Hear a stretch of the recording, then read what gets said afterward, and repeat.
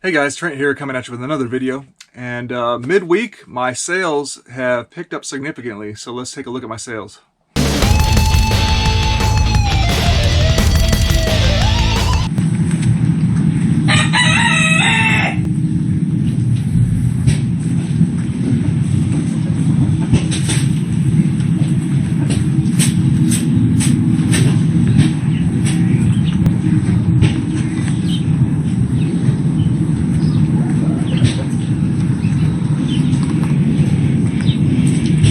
So if you're new to my channel, welcome in. My name is Trent. I'm a part-time reseller on eBay. I do it for fun and profit, and I take you along for the journey. So please hit that subscribe button for more great videos in the future.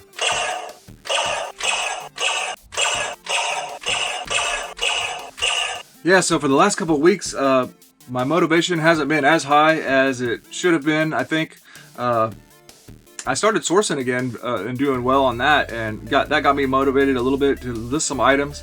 And boy, I tell you what, this week, all of a sudden, I'm filming this on a Thursday evening, but yesterday, Wednesday, I don't know, it just seemed like eBay turned up the dial, you know, flipped the switch, and I'm getting offers left and right, and I'm making big sales. I sold my most expensive item in my store. We'll look at that today.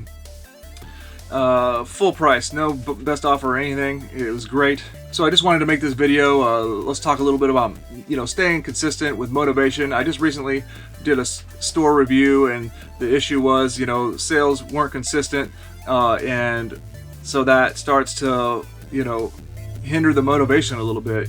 That's the biggest thing I've learned with eBay is, like, you don't know when the floodgates are going to open for your sales to come in. Just as soon as you think you're in a drought, all of a sudden you'll get some sales, and maybe you'll get a lot more than you expected. The key to being comfortable not worrying about it is being consistent. Consistently list, consistently source. Got to keep feeding the beast is what they always say. eBay wants you to sell your item because guess what? They get paid fees whenever you do. So it's Thursday. I'm gonna get this video out for Friday morning, and I want to start cranking out. I want to see if I can crank out a video every day for a while and see how that affects my channel. I was trying to do video. I was pretty consistent on doing a video every 2 days. Then I kind of, in this whole little slump, I wasn't making as much content as well. I think I started going to a video like every 3 days. So let me know what you guys think. You guys want to see a video every day for a while? I'm gonna try to put together enough content to be able to release a video every day, at least for hopefully the next week. We'll see. And one way I can do that is by ensuring that I continue to up my listings in my store and up my sales. I know that's a big factor because part of my videos, almost every video, is me packing up my sales. So let me know what you guys think about that. I just won a vintage Masters of the Universe figure lot on eBay. If what the guy's telling me is correct, well, first off, there's one little discrepancy in the listing. He says there was 16 figures. I mean, I didn't even pay attention to that until the end, and there's only 12 figures pictured, and I've been only counting on those 12 figures. But then I noticed in the title, I didn't even notice it until after I won the auction. It says 16, so I sent him a message real quick saying, hey, there's not 4 other figures that you didn't picture floating around, are there? I mean, that would be like, you know, that would be like a dream deal, you know. But I paid a pretty good price for this lot. I look forward to getting it and making a video about that too. But I got some good vintage, original vintage Masters of the Universe figures, 12 of them, and they should all be, but 2 of them complete, and that was the thing that really enticed me to get into this lot. So I'm excited about that. Paid a pretty penny, but I think value-wise, if we're talking about resale value on eBay, I think I got a deal. That's the benefit of buying lots. So hopefully, I'm looking forward to showing off a vintage Masters of the Universe lot to you guys. My first for my collection. I had some Masters of the Universe toys that I was collecting a long time ago, and I sold them off. Or I had started, and then I said nah, and I sold them. Wish I had those right now because actually some of them were really good. But yeah, I'm gonna start putting more content. I'm gonna hit the garage sales. That's my goal, is to hit garage sales again and get some more of that footage in combination with the thrift stores and toy collecting and retro video game collecting, of course, too. So I hope you guys look forward to seeing more of that. But let's go ahead and get into these sales here. Okay, I sold my first one of those vintage Star Wars Action Fleet Micro Machines toys. This was the droid ship from episode 1. This is 1998. It's got 2 little droids inside. I don't want to pull them out right now, but you can check my video where I picked them up a couple of videos ago, yard sales. Or I'm sorry, thrift store pickup. Pretty cool little toys, and they're gonna prove to be worth my price of $7.95 for the bag. Total price paid by the customer for this one, $21.37. We'll do an 8x6x4 inch box.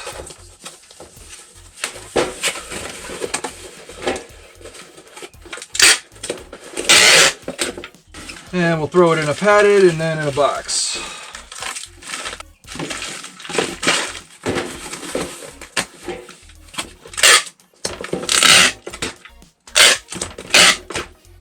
Gonna be a 7-ounce shipment. Okay, then I sold this A&E Conrad Hilton Innkeeper of the World biography VHS tape. I have probably close to 100 of these A&E and Discovery Channel sealed VHS episodes from that media lot I bought years ago. I just grabbed this one, decided to list it up, and man, I just listed it up, and recently and it already sold. Total price paid by the customer, $5.90. I'm in at less than probably 10 cents on this guy, so that's fine. I'll just grab random tapes and list them for sale. A lot of them I have multi-quantities of them too, so I can grab a stack of them, the same one, and list it one time and sell it multiple times. Just another one of those media items that just keeps on paying off, a little bit of profit at a time. So for that, I'll just throw it in a padded and ship it media mail. When it's 6 ounces, I'll look at first class in comparison to media mail, and if it's only like a few cents more for first class, I'll go first class. But if it's going to be like 50 cents to $1 more or something like that, I'll go media mail. Because for a $5.90 total price paid by the customer sale, I can't afford to, that's when pennies do matter, whenever we're talking about a cheap sale like this. Wow, guys, this just in. My most expensive item in my store, if I recall correctly, just sold. It was the 2005 Lego Bionicle set, Special Edition Guardian TOA, T-O-A. Yeah, sealed set from 2005, Bionicle. Here's the back. Yeah, as far as I can remember, the most expensive item I currently have in my store. Sold for full asking price. No offer, no best offer or anything like that. They just bought it straight out. I paid $8.95 for this at the thrift store, and I got, I think, a 10% discount at least. So we'll say I paid about $8 for it. Total price paid by the customer, $325.94. Woo!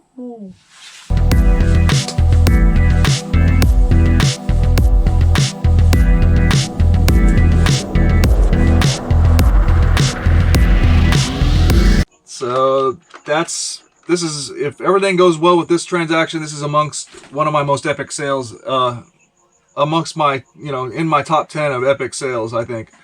That's sold. I found this at the store. Yeah, I gotta be really careful with it.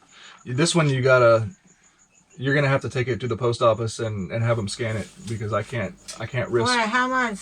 $325.94. And how much you get this? About $8. We got this at our thrift store. Yeah. $8, $300. But now I'm worried because of the post. We know there's issues with the post office right now, so you're gonna have to make sure they scan it and make sure it gets scanned. I showed it to my sister.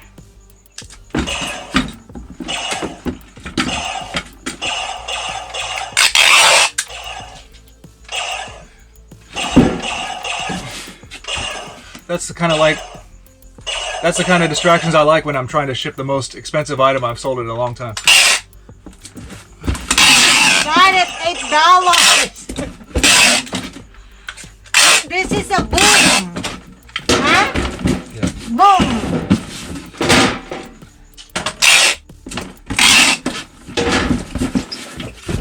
So we got the 16 by 12 by 8 box for protection. And first thing I'm gonna do is I'm gonna put this in its own individual mailer. Trying to protect this as much as possible. You never know. I'm gonna be really careful. Yeah, then I am gonna seal that in bubble wrap.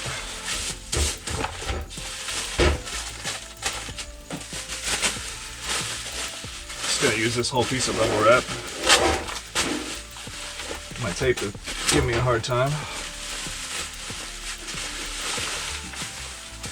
I'll still use the paper. Should be fine.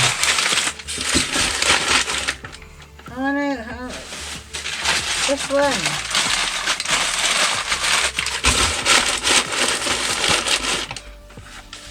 £2. Got that in there. Bubbles. Yeah, and one more Yeah, actually that bubble. might be pretty good.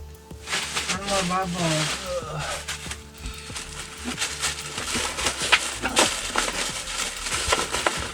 I think I have some over here.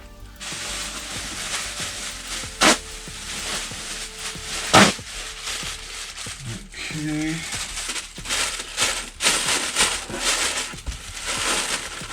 Yeah, that's it.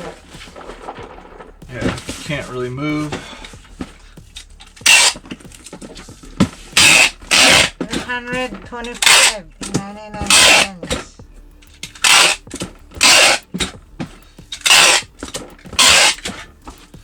I've been sending out some offers and stuff. Nobody was interested. Somebody on OfferUp trying to get it from me for like 120 bucks or something like that. This guy, buyer just bought it straight up, full asking price, no offers, nothing. So that's what I like to see, especially when it's the most expensive item in my store. Gonna be a 3-pound priority mail. Okay, sold the second of 5 of those vintage 90s Micro Machines Star Wars Action Fleet figures or vehicles.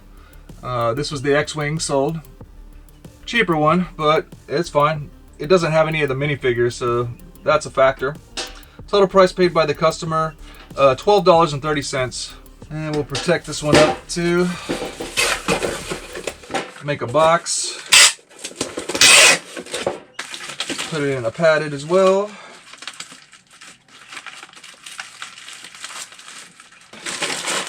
Double protect that vintage Star Wars figure or toy. Gonna be a 6-ounce shipment, first class. All right, here's a pretty good one. This is that vintage Wagnerware bacon and egg breakfast skillet.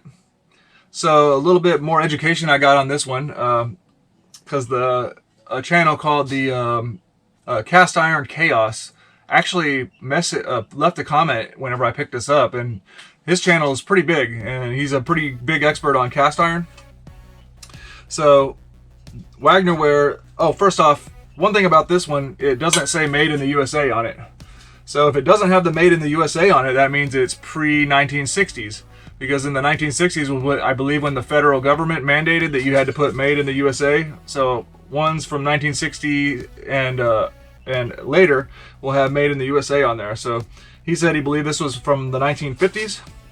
So I paid, because of the discounts and everything, it was from the thrift store, I paid $4 for this. And I ended up taking a best offer. Total price paid by the customer, $62.85. And I think I'll just cut down a 16 by 12 by 8 inch box for this one. Oh, there goes my Sharpie. Totally messed up my tape roll here.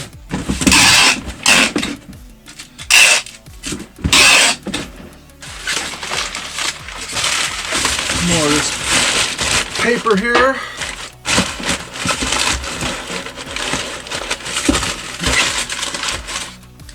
Good thing about cast iron, it ships pretty easy. I don't think you have to worry about damage too much.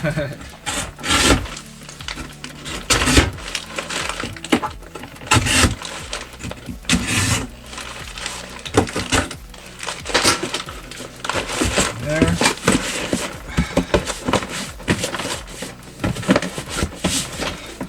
There we go.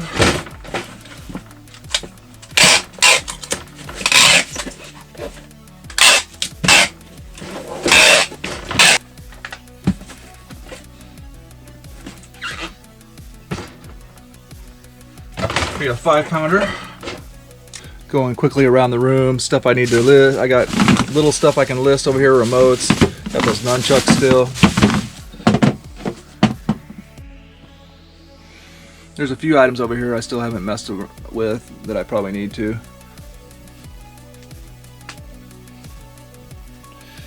The Captain Phasma blaster, I'm using it for a prop right now, but I think I'll wait till I get some more Star Wars blasters to do something with it. I still gotta do some listings with those interactive toys, the Zoomers Uppies and Hatchimals. I got one lot of Hatchimals listed, but I still got those Hatchimals there too. And of course, still a never-ending stack underneath there of video game stuff, vintage video game consoles and all sorts of stuff like that. You know, Nintendo's over here. This is all vintage controllers. I could probably sell some of that stuff, like this Lethal Enforcer's blaster right here is probably worth probably 40 bucks or something like that. Who knows? And more vintage consoles here. Got the other Sega Saturn here. Nintendos and stuff in here. All sorts of different consoles, vintage consoles. So I got stuff. I just need to slowly work towards doing it. There's the graveyard of big blasters that I never did anything with over there. Bunch of nonsense. There's a bunch of Guitar Heroes controllers over here that the controllers didn't work. I was going to harvest the necks off and sell the necks at least, but I just need to be organized about it. And I got other bins of stuff in here that I just never did anything with. Atari Flashback, VTech thing, video game console.